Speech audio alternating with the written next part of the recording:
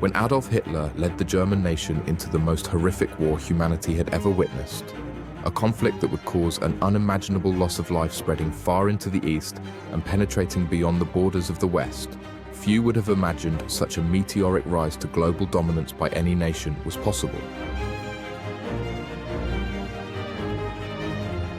Allied with fascist Italy and Imperial Japan, Nazi Germany would form an axis of evil to fight against the Allied forces of Great Britain and the Commonwealth, France and later Russia, followed by America. Waging relentlessly for 6 grueling years from 1939 to 1945, the Second World War claimed in excess of 50 million lives, and the question of how Austrian-born Adolf Hitler, once a destitute artist living on the streets of Vienna, inspired generals, politicians, and the German people themselves to embark upon a catastrophic journey that would alter the course of history has never been fully explained.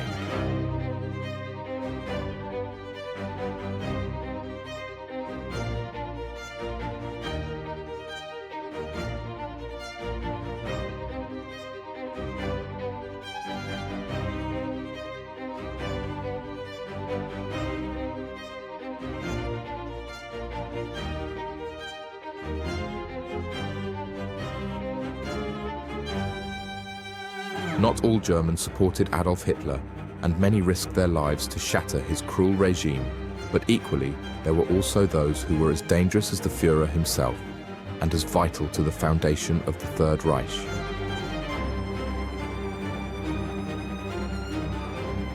Joseph Goebbels, the brilliant propagandist, faithful to Hitler to the very end, Heinrich Himmler, the leader of the deadly SS who oversaw the extermination of millions of Jews, and Hermann Göring, who was at the Führer's side from the beginning of his rise to power, are just a few of the protagonists who will be featured as we consider Adolf Hitler and the Germans at war.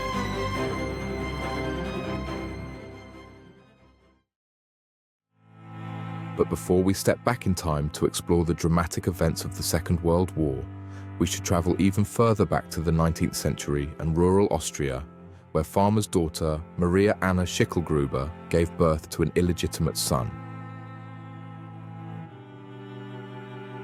Maria was Hitler's grandmother, and when she later married a man called Hiedler, he gave his name to her son, Adolf's father Alois, which in turn was changed to Hitler.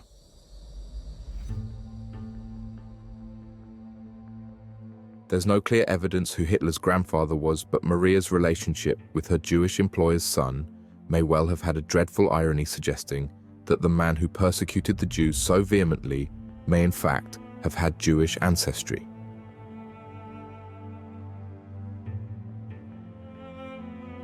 Despite the humiliation of his illegitimacy, Alois Hitler was determined to make his way in the world, and by the time he married his second wife Clara in 1885, he had a successful career working as a customs official. Clara was in fact Alois's niece, and papal dispensation had to be sought to allow their marriage. Long after they were married, Clara continued to call her husband uncle. The couple lost their first 3 children to diphtheria, but in 1889 they were blessed with a healthy baby boy who they named Adolf, meaning noble wolf. 5 years later, another son, Edmund, was born, followed by a daughter, Paula.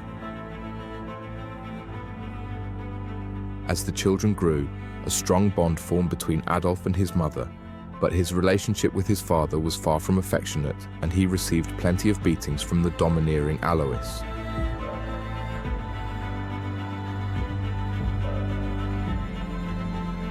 Young Adolf was the apple of his mother's eye, a creative, though lazy boy who found it difficult to socialize with others.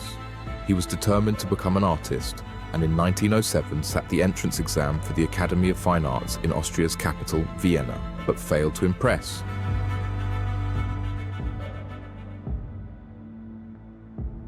When he returned home to Braunau am Inn, there was little to console him, as the family doctor had diagnosed Clara with cancer, giving her only months to live. Adolf was devastated and did everything he could to care for his mother, tending to her every need and begging the doctor to relieve her pain. Just days before Christmas, on December 21st, 1907, Clara died, and Adolf lost the only person he'd ever loved. Distraught with grief, Adolf left Braunau am Inn after Clara's death and returned to Vienna, using money that had been left to him to live in relative comfort only streets away from the Hofburg Palace, where Austrian politicians planned the future of the empire.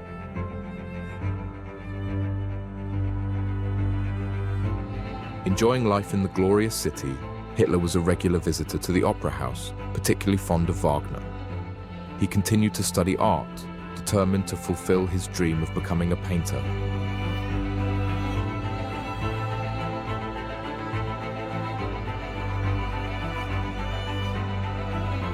But such aspirations were beyond his grasp.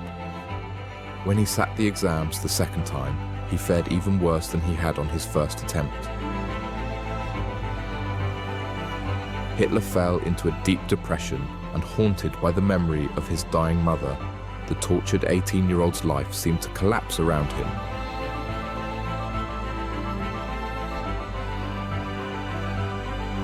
The pathetically bedraggled figure that roamed the streets and alleys of Vienna was almost unrecognizable as the young man who'd previously dressed so immaculately. Now penniless, Hitler was utterly alone, and as he sought someone to blame, it was in this dark period that he began to meet others living in poverty who blamed the Jews for their predicament.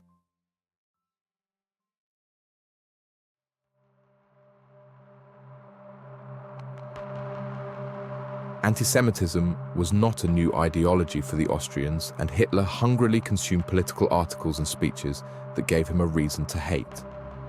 Spurred on by anger and a little financial help from his half-sister, Hitler began to recover himself and even earned a little money from his painting. But without warning, his entire world and that of millions of Europeans suddenly changed.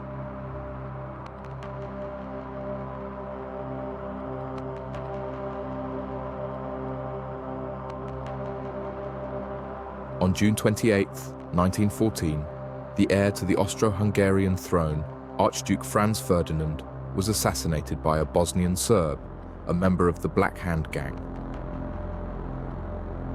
The retaliation of the empire against the tiny Serbian kingdom triggered a series of alliances which propelled the world into war.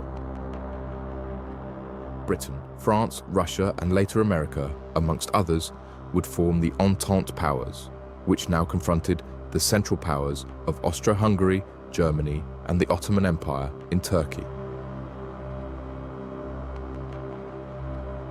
The all too familiar images of vast tracts of muddy trenches that characterize World War I, where so many soldiers struggled and died, make it all the more extraordinary today that when war was first declared, it was celebrated with great exuberance.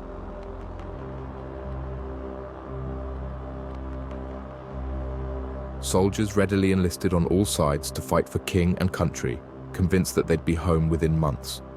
Hitler was among those joyfully celebrating, and later wrote, "To me, those hours seemed like a release from the painful feelings of my youth. I fell down on my knees and thanked heaven from an overflowing heart. Our fight for freedom had begun."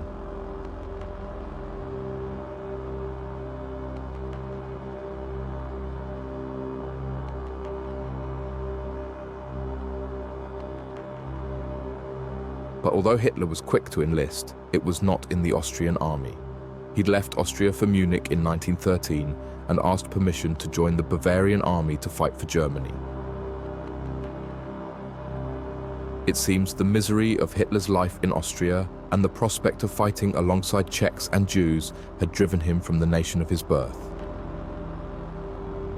When he was called upon for conscription into the Austro-Hungarian army, he was safely on German soil. Now aged 25, Hitler traveled to the front on October 21st, 1914. However, Kaiser Wilhelm's promises that the soldiers would be home before the autumn leaves had fallen from the trees proved to be wildly inaccurate. It was soon obvious that this terrible conflict was nothing to celebrate. In a letter, Hitler described lying huddled together with his fellow soldiers as a terrible shindig that began in the distance as the shell bursts came so thick and fast they merged into one continuous roll.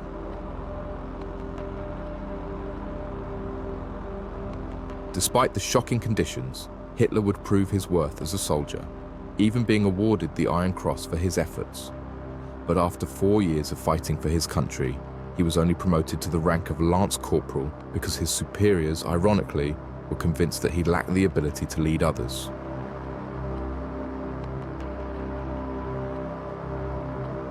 During those dreadful war years, Hitler miraculously escaped death many times, and one day, as he limped within the range of a British soldier, the fate of millions may have taken a very different turn. But Private Henry Tandy, pitying the thin, injured soldier, didn't pull the trigger. 2 decades later, the British Prime Minister, Neville Chamberlain, on a mission to forge peace with Germany, would be astounded to find a photograph of Tandy at Hitler's Berghof villa.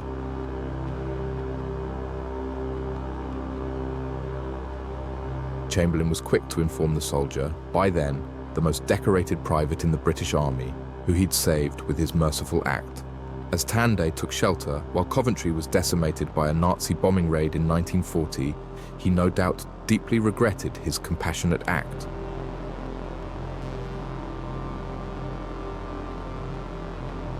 This was just one of Hitler's many extraordinary escapes, but just months before the war ended, he became a victim of a gas attack in August 1918. He stumbled off the battlefield seized with pain and later recalled how a few hours later his eyes had turned into glowing coals and everything had grown dark. Hitler had been blinded. It was only a matter of months, as Hitler still lay recovering in a military hospital, that Germany surrendered as the Entente powers were victorious. On November 11, 1918, the armistice was signed in a railway carriage in the Compiègne forest in France, and the outcome of the First World War couldn't have been more disastrous for the proud German nation. There had been 6 million German casualties, and a year later, at the Palace of Versailles, the leaders of the Entente powers stripped Germany of valuable industrial land, all of its overseas colonies, and perhaps worst of all, its pride. Hitler's adopted homeland had to take full responsibility for the war, pay huge reparations to the victors, and while the Kaiser abdicated as the country became a republic, Hitler later expressed the horror he'd felt on receiving the news that he'd fought in vain.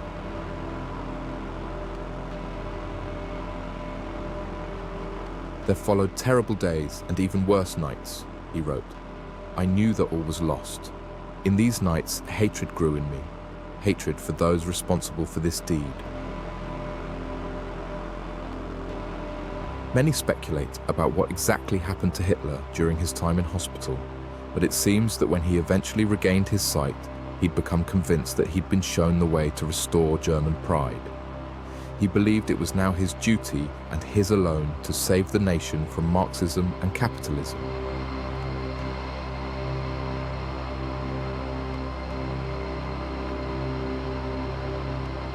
His passionate, anti-Semitic feeling and oratory skills impressed the army, and when he finally left hospital, he was made an educational officer to lecture new recruits before becoming an undercover agent in 1919 to inform on Marxist uprisings in the increasingly unstable German cities.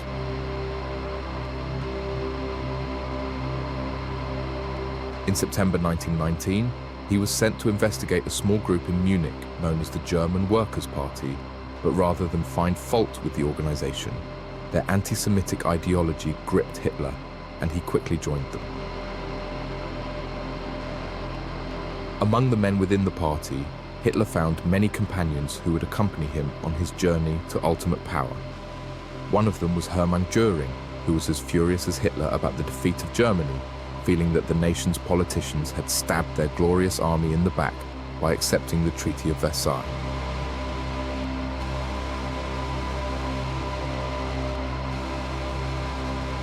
He also met Rudolf Hess, a young political student who became devoted to Hitler after hearing him speak.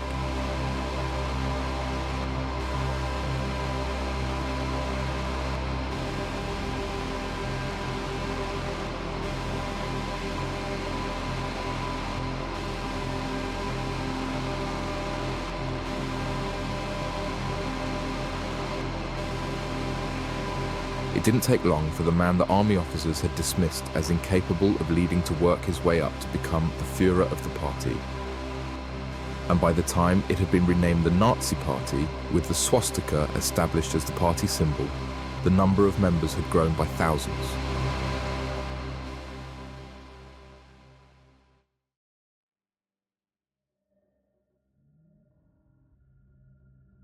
Hitler now had his own private army of stormtroopers, commonly known as the Brown Shirts or the SA, whose aggressive violence would form a vital part of the Nazi Party's character. In 1923, along with his troops and accompanied by Göring and Hess, Hitler seized his chance to take on the German government in the famous Munich Beer Hall Putsch.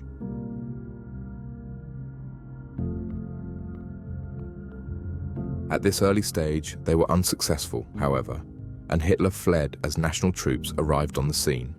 Both he and Hess were given jail sentences, while Göring recovered from the wounds he'd received, which would trouble him for the rest of his life.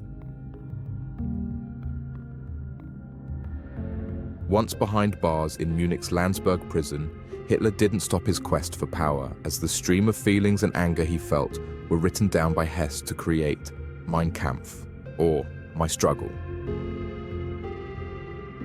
The ideas in this book would form the blueprint for Nazi ideology. He discussed the Jewish conspiracies and hailed the Aryans as the supreme race over the inferior Jews, Czechs, Poles, and Russians.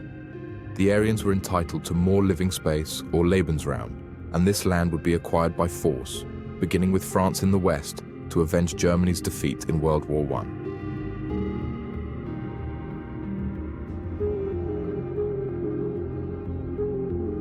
Little attention was paid to the work at the time, but as life became harsher in the country within a few years, people began to take Hitler's radical ideas more seriously.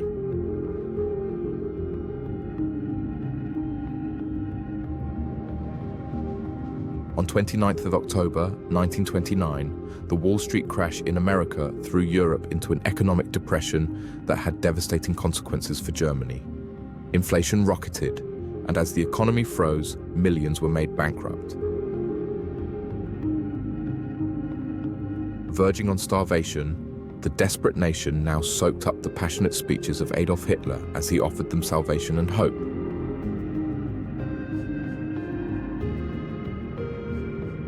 Hitler had also added other important members to the party who now stood by his side. Heinrich Himmler was a fanatical nationalist with a deep-seated hatred of the Jews, who was appointed leader of Hitler's bodyguard, the SS, and later became commander of the Gestapo.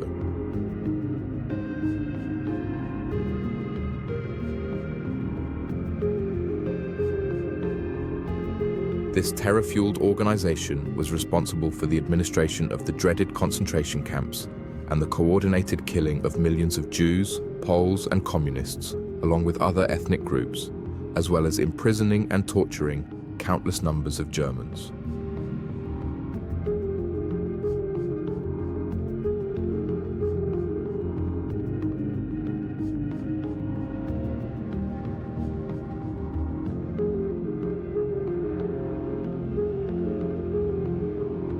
Another member of Hitler's Nazi party was Joseph Goebbels, a talented propagandist who became crucial in gathering support for Hitler.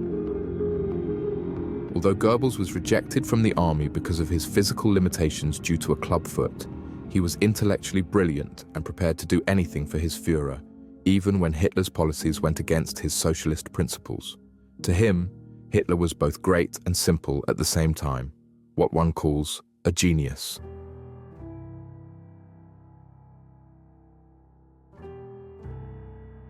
Goebbels waged a furious poster campaign in preparation for the election of 1932 as Hitler aimed to become leader of the country legally, and thousands of Nazi rallies were held all over Germany.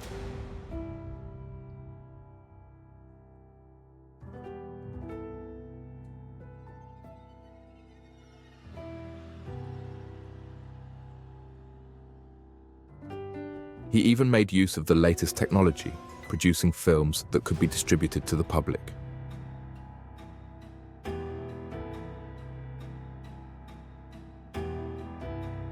In the spring of 1932, With 6 million unemployed, starvation rife, and Berlin in chaos, people now turned to Hitler in their millions, and Goebbels' posters and lavish events attracted more and more people to the Nazi ideology. However, as the election campaign gained momentum, another family tragedy hit the Führer hard.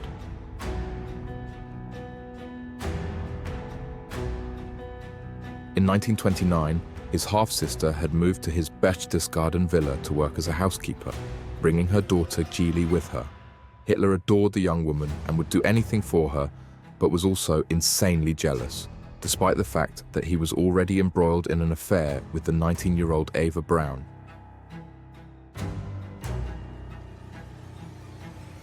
The pressure must have been immense on the 21-year-old Gili, who found herself a prisoner in her own home. On 18 September 1931, she shot herself in the heart. Hitler was devastated, and official Nazi photographer Heinrich Hoffmann said that after her death, the seeds of inhumanity began to grow inside him.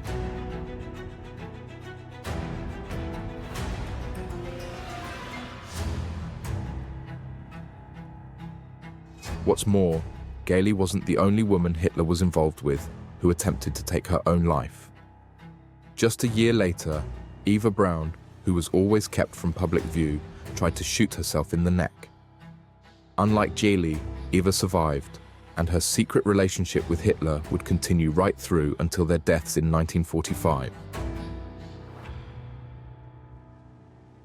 By 1932, the presence of the SA, the Nazi stormtroopers now led by Ernst Röhm, began to strike terror into the heart of the democratic government, and many believed that the brown shirts, now reaching 400,000 in number, would take over Germany by force.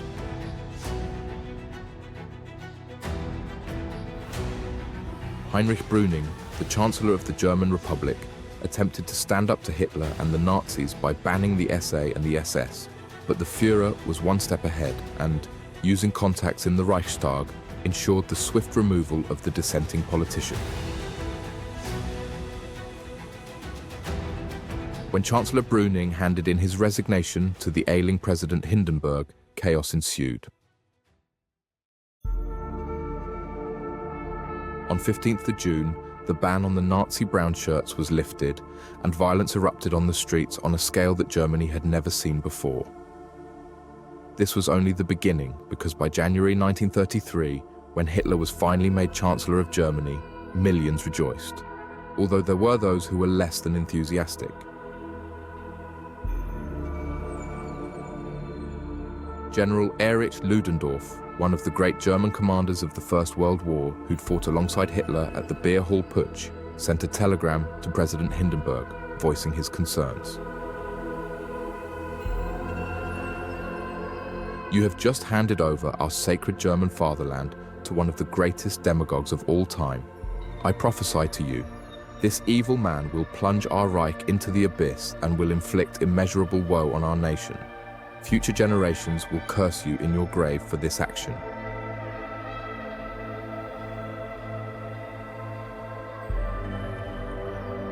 As the Reichstag was burnt to the ground and bonfires of books blazed on Goebbels' orders, it seemed Ludendorff was not mistaken.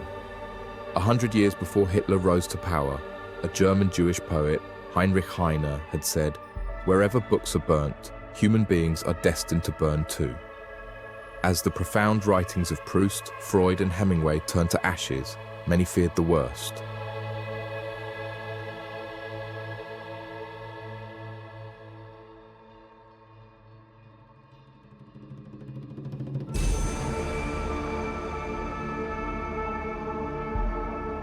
Within months of Hitler's rise to power, individual freedom no longer existed. With his regime of terror led by the dreaded Gestapo, thousands began to flee the fatherland in fear.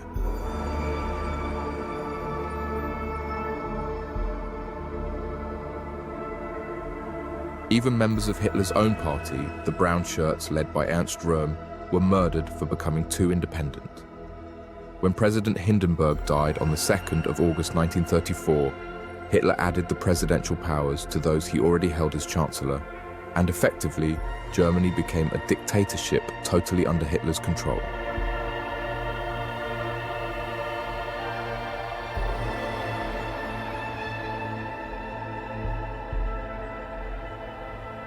a nation that had once boasted fine universities among the world's greatest centers of learning and scientific innovation, sacked its professors and exchanged rational thinking for Nazi propaganda.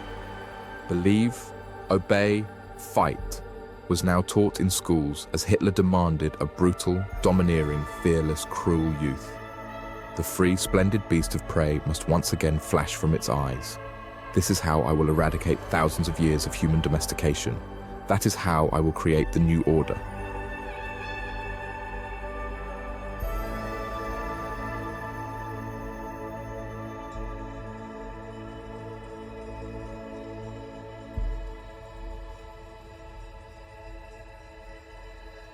Anyone refusing to conform was sent to concentration camps, but those who remained to do Hitler's bidding were rewarded.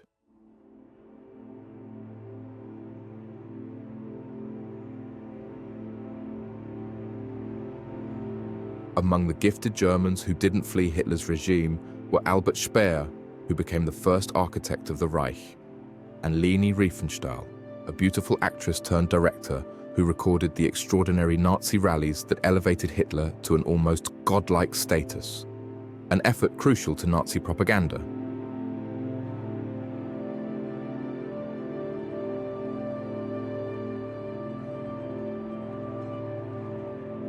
Now Hitler had reached an unassailable position in Germany. He could concentrate on his two greatest goals: Lebensraum, finding living space for the German people, and the destruction of the Jews.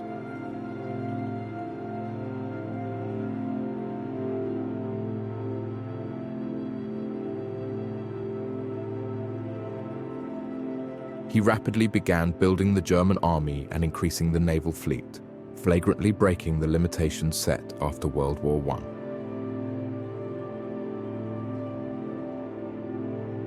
In a secret conference on 5 November 1937, he disclosed to his generals plans to invade Poland and go to war with France and Britain.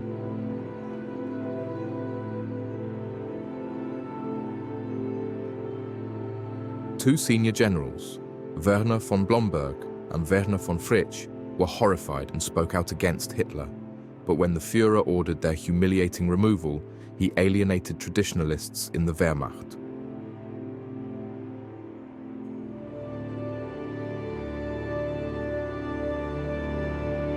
By the beginning of 1938, the old generals feared their country would once more be plunged into war, but it was impossible to sway Hitler from the decisions he'd already made. When faced with opposition, he would remove it. On the 4th of February 1938, Hitler abolished the entire war ministry, sacking 16 senior generals, and announced, "From now on, I take over personally the command of the whole armed forces." 44 generals resigned. So, with the German nation and the armed forces under his total control, Hitler prepared for his first move, greedily eyeing the land of his birth, Austria. Yet he was unaware that there were those who stood in the shadows, ready to thwart his plans. Wilhelm Canaris, a decorated officer fluent in many languages, had been made head of the German High Command's counterintelligence service in 1935. Canaris had been a major influence on Hitler's decision to side with General Franco during the Spanish Civil War in 1936, which led to the terrible Nazi destruction of the village of Guernica, famously recorded in Picasso's painting of the same name.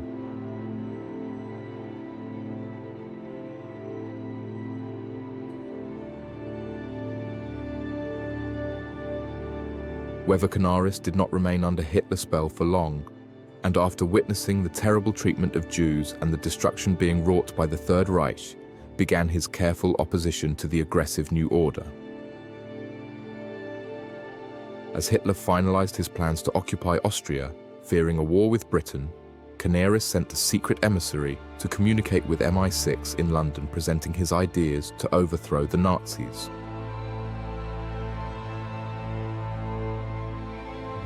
Keen to promote peace, however, the Prime Minister Neville Chamberlain showed no sign of preparing to take action as the Nazis marched into Austria, and while Hitler's troops began to edge towards Czechoslovakia, Chamberlain met the Nazi leader to ratify a peace treaty accepting Germany's occupation of a part of Czechoslovakia, on condition that Hitler agreed to halt any further invasions.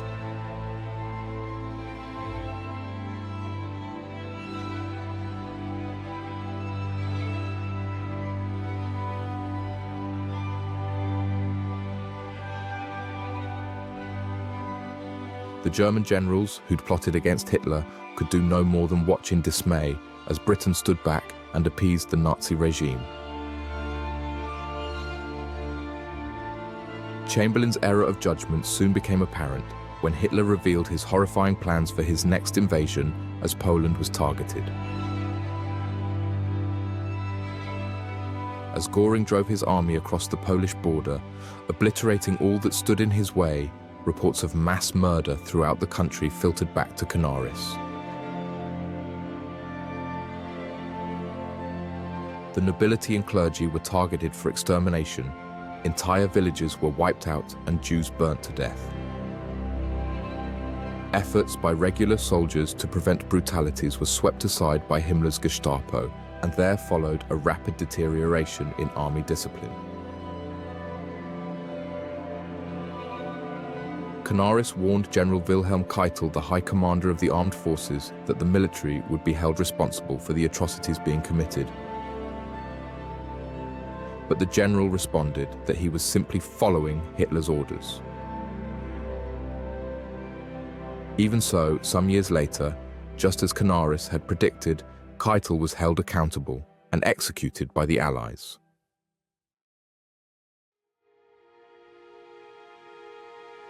The situation in Poland forced Neville Chamberlain and the British to go to war with Germany, which was officially declared on September 3rd, 1939.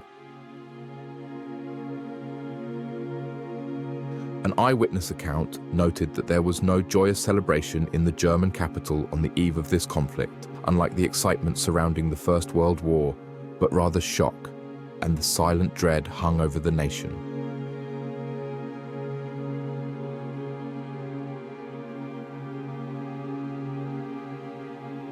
Nevertheless, the revolutionary tactics of the German army would prove astoundingly successful.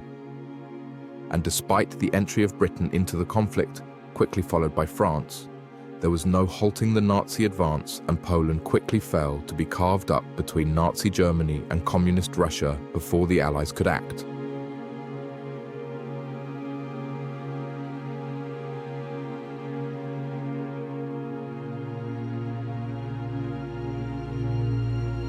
Denmark and Norway followed, being swiftly occupied by the Nazis. And the Russian leader, Joseph Stalin, ordered his troops into Finland, and while Hitler made plans to invade Holland and France, the German Old Guard again trying to warm the Allies.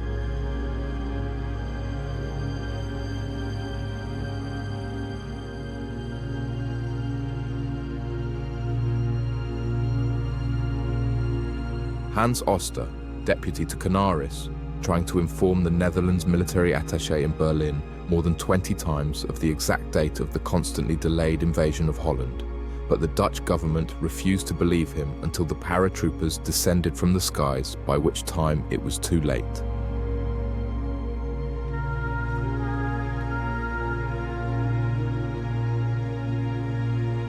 Finally, there was a glimmer of hope for the conspirators when Winston Churchill, a man who'd famously spoken out against Hitler since the early 1930s, took over from Neville Chamberlain as Prime Minister of Great Britain on May 10th, 1940. Even so, Churchill had a tough task right from day one, because while he was settling into Downing Street, Hitler's panzer tanks stormed through France using a sickle-cut maneuver to separate Allied troops, trapping thousands of British and French soldiers on the beaches of Dunkirk to face almost certain death in Hitler's well-sprung trap. However, Churchill put in place a daring plan to rescue the stranded Allies, just as Hitler made one of the most extraordinary decisions of the war, calling on his panzer divisions to halt within a matter of kilometers of Dunkirk. Some have suggested the Führer was teaching his generals that he was in charge and not to be questioned whatever he did. while others believed that Hitler intended a gesture of goodwill as he still hoped to negotiate a peace treaty with the British. Conversely, it may simply have been arrogance on Hitler's part, believing he had all the time in the world. But Churchill, right from the moment of his arrival at number 10, gave notice that he was not to be underestimated. In just the few days of respite given by Hitler's delay in finishing the task at hand, Churchill's Operation Dynamo, complete with a fleet of civilian craft, rescued more than 300,000 Allied troops from the beaches of Dunkirk.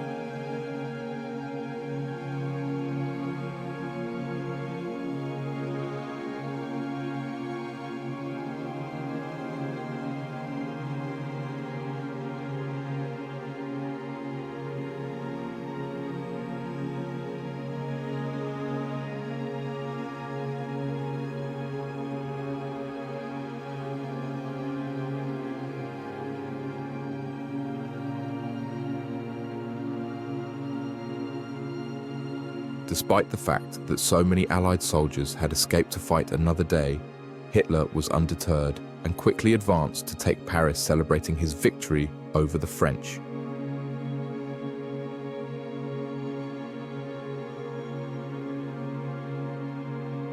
Revenge being sweet, Hitler ordered that the very carriage where France and Germany had signed the armistice in 1918 be removed from its museum and placed in the exact same spot in the forest of Campania, where it had stood on that fateful day.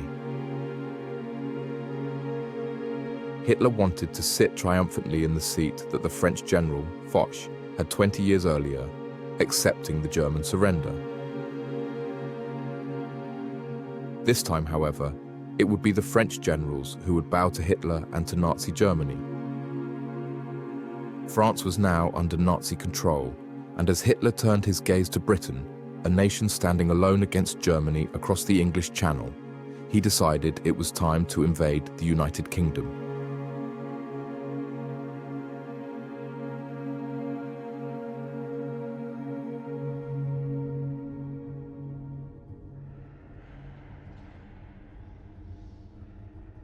Hitler quickly presented plans to destroy the British Royal Air Force before attempting a landing as part of Operation Sea Lion.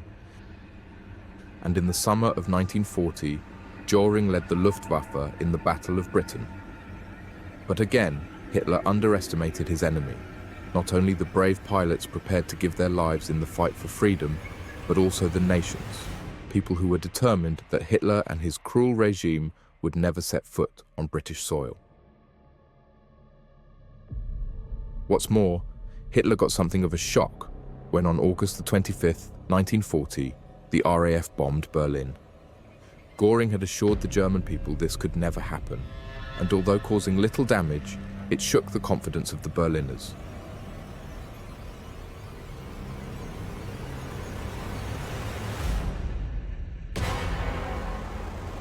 Hitler was furious and let his anger color his judgment when he sought revenge by bombing London and other major cities day and night, rather than continuing to target the airfields of southeast England.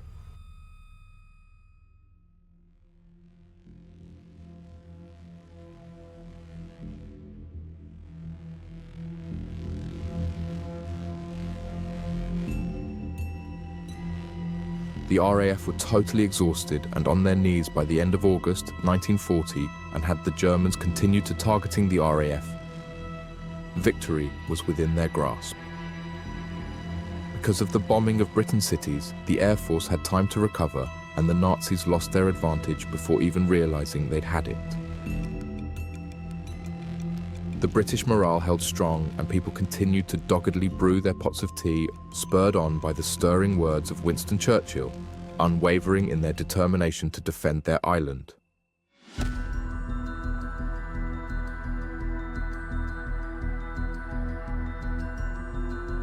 As Erwin Rommel, Hitler's favorite general, was sent to defeat the British in North Africa, he boasted many victories much to Hitler's delight. But Britain's spirit remained unbreakable, and by spring 1941, the threat of a full-scale invasion was less and less likely. Especially as by now, Hitler had a more pressing engagement, opening up an eastern front to attack the Russians, something he'd always intended to do, disregarding the non-aggression pact with Stalin. This was perhaps the most important invasion of Hitler's military career, and one he had waited for impatiently. Along with the Jews, Hitler detested the Soviets and had told Goebbels his main aim was to finally eliminate the Bolshevik poison from Europe.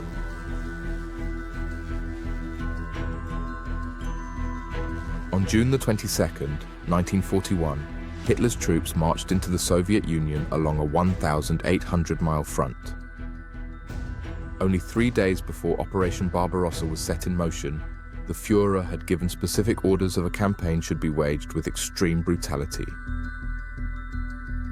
Himmler had instructed the security forces to act against all populations who were potentially anti-German or racially inferior by shooting indiscriminately at men, burning villages to the ground, and deporting women and children to the concentration camps.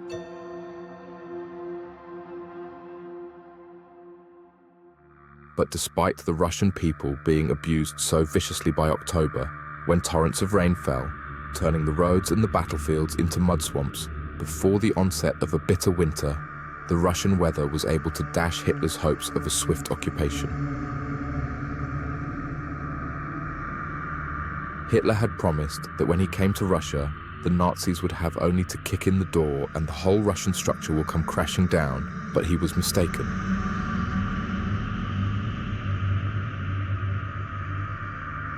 He had guaranteed Germany a victory within 6 months, but as more of his troops were killed or wounded, even Goebbels' propaganda machine could do little to hide the fact that all was not going to plan.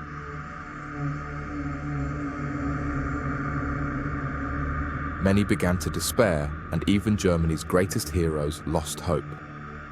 Germany's first airman, Ernst Udet, frustrated by Göring's lies about the lack of raw material to build more planes, was plunged into a deep depression over the war with Russia and committed suicide, and it wasn't long before Hitler had a great deal more to worry about than losing ground to Stalin's Red Army.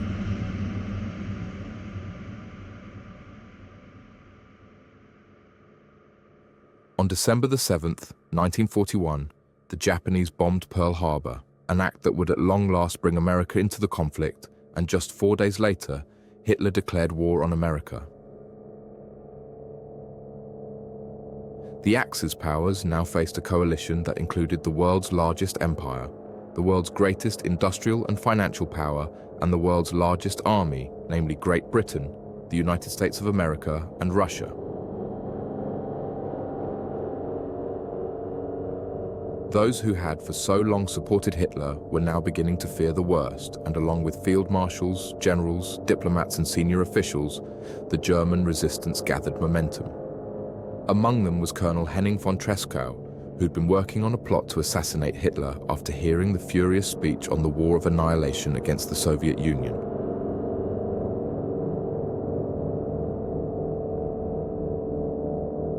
So, on March the 13th, 1943, von Tresckow gave a case containing 2 bottles of cognac to a member of Hitler's staff, which had a bomb concealed within it as Hitler flew to the Eastern Front.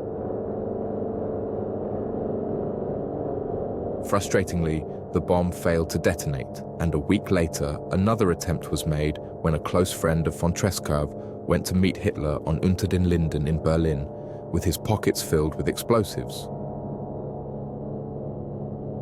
He came close to being history's first suicide bomber, but Hitler left before the bomb went off, and the explosives had to be defused as quickly as possible. While von Tresckow waited for another opportunity, it was obvious that not only military personnel were trying to resist the Nazis.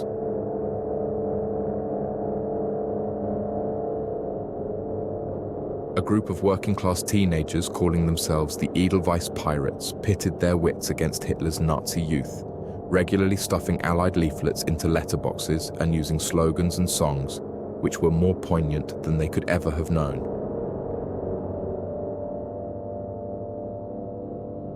Hitler's power may lay us low and keep us locked in chains, but we will smash the chains one day, we'll be free again.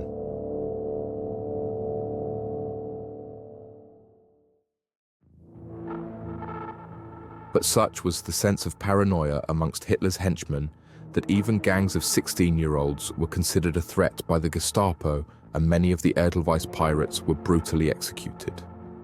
Worse was to come for the German people when in November 1943, the Allies increased their attacks, targeting the capital Berlin with a fierce bombardment on the scale faced by London during the Blitz. Many national monuments were obliterated, and it was clear that Hitler's war started with such a flourish was now turning in favor of the Allies. Goebbels did what he could through propaganda, conjuring up images of a nation under siege as he spoke to the public, rallying the Germans to defend the fatherland. But as Berlin was laid to waste, it became ever clearer to the rebels that the only way to end the war was to kill Hitler.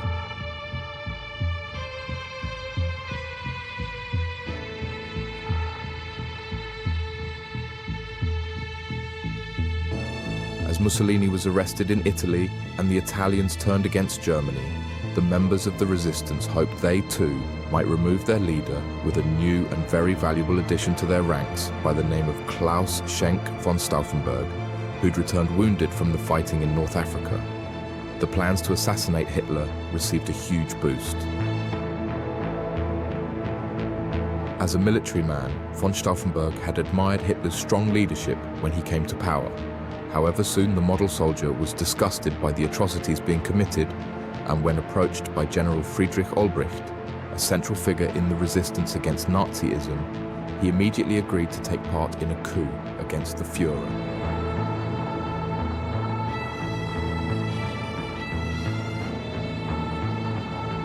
In June 1944, the Allies were closing in. The Soviets had cleared the Nazis from Russia and were heading towards Germany, and the D-Day landings along the beaches of Normandy were well underway, so the resistance knew they had to act quickly.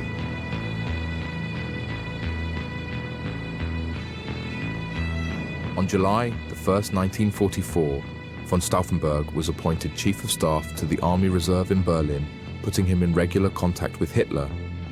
It was the perfect opportunity. Twice he arrived at conferences carrying briefcases containing explosives, but twice he had to abort his mission as Himmler wasn't present.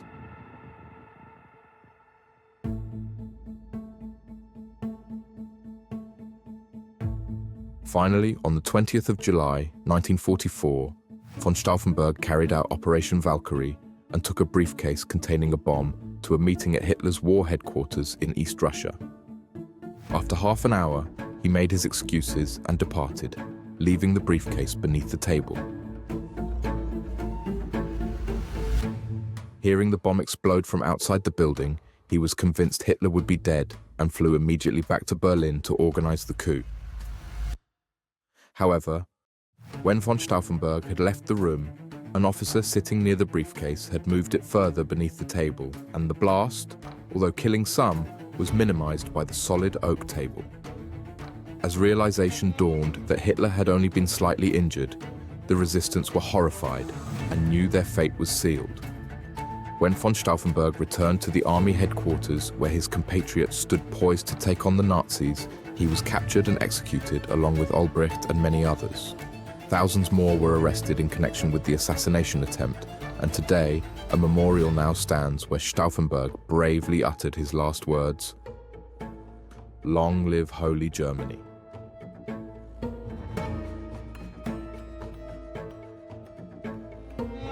With the failure of the assassination attempt, the Second World War would continue for another year, claiming many more lives, but the Third Reich's days were numbered. Berlin was left virtually unprotected as the Red Army speedily advanced towards Hitler's headquarters from the east, and the Americans marched in from the west. On the 20th of April, 1945, Hitler's birthday, the Soviet artillery began to shell the center of Berlin. The Nazis had forbidden civilians to leave the city in a bid to boost military morale. Some were even shocked by their own countrymen for putting white flags outside their houses.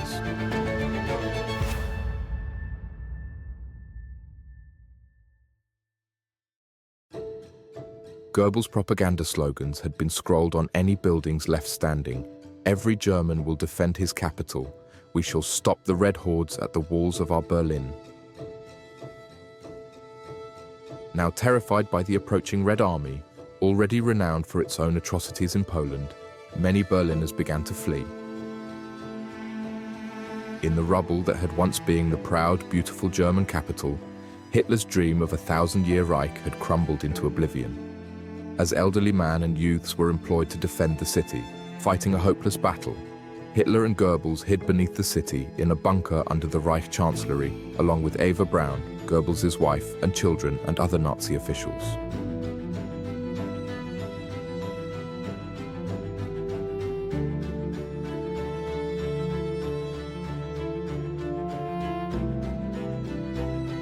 On April the 28th, 1945, Hitler heard the news that Himmler, his most loyal commander, had contacted the Allies to negotiate a surrender. Hitler exploded in a rage, and even that to this late hour sought someone to blame executing one of the commanders in the bunker. Later that night, Hitler married Eva Braun before dictating his last political testament, which claimed the war would one day go down in history as the most glorious and heroic manifestation of a people's will to live.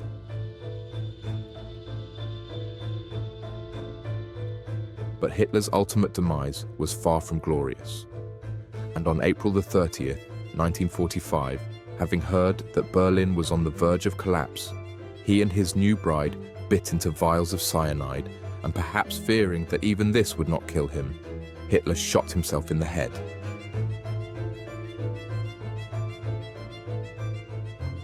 Only 2 days later, the Red Army found their charred remains in the Reich's Chancellery, along with the bodies of Goebbels and his family, who had also taken poison. Göring and Himmler were captured, but they committed suicide before the sentence could be carried out. And while the men who had led them into the abyss were now free from retribution, the people of Germany were left to face the consequences. Control of Germany was split between the Western Allies and the Soviet Union, and as the prisoners were freed from the concentration camps, the task of rebuilding what had once been such a proud nation began.